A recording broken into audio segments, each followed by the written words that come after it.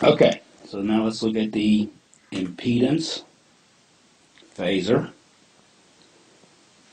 And for the impedance phasor, we have R being measured along the x-axis.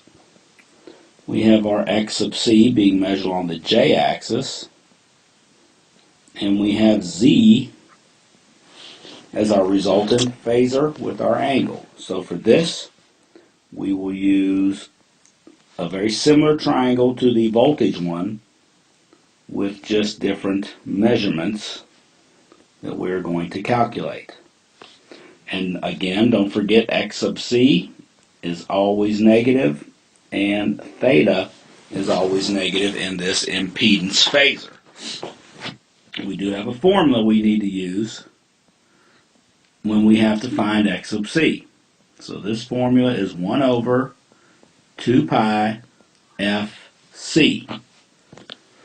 So if we have an example here, let's say for instance we are given R, and that is 12.7 kiloohms. F is 500 hertz.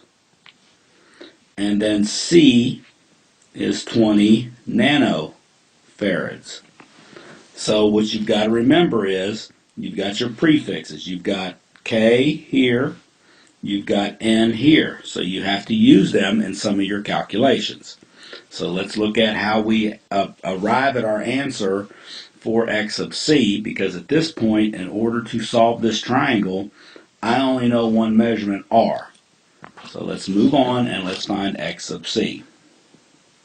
So x sub c is 1 over 2 pi, which is 6.28, times 500, because it's just hertz, there was no prefix there, and nano, which is -9. Okay, so if I multiply all those together,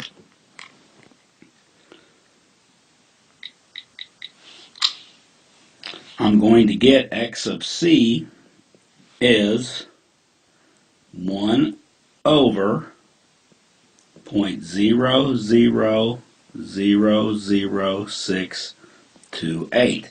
Now, on your calculator, you should have a 1 over x button or an x negative 1 button. So what you can do is you can just multiply these values together, hit equals, and then press your 1 over x button, which will do this calculation, to give you x sub c as 15,924.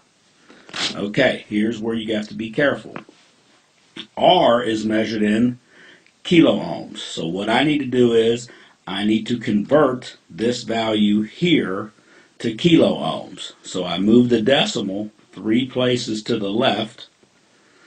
Also remembering that x sub c is always negative, because I want to convert this to kiloohms so my units are the same.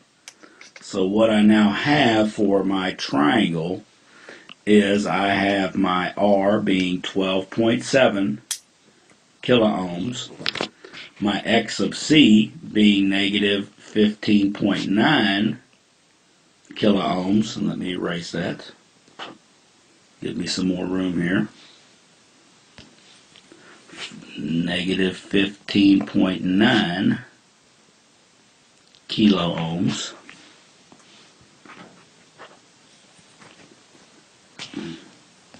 As you can tell, I'm not real neat.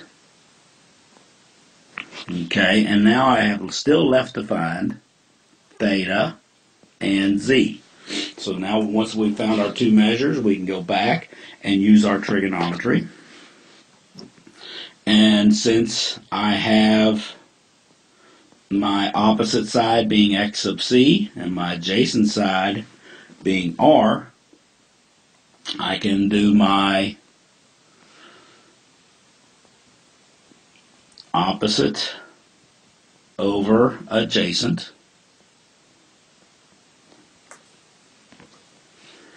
So my tangent of theta is going to be the 15.9 divided by my 12.7, and that gives me negative 1.252.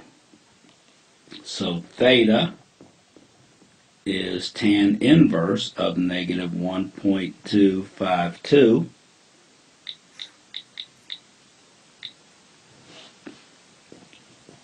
which is negative 51.4 degrees.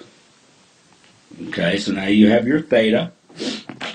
And again, we can proceed to find z using your Pythagorean theorem. So z in this case is going to be r squared plus x sub c squared.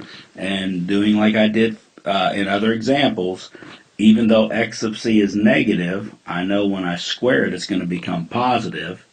And since both of these are measured in kilo ohms, I don't need to worry about the prefix here. I just know that when I get my answer, I'm going to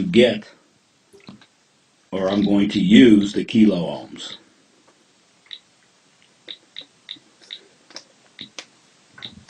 So z is going to be the square root of 414.1. Take the square root of that, and I get z is approximately 20.3, and since these two measurements here are in kilo ohms, I know z is also in kilo ohms. Okay, so there's a lot of things to remember, a lot of things to work on, but you just know how to handle those prefixes when you have them. Okay, so hopefully this one helps as well.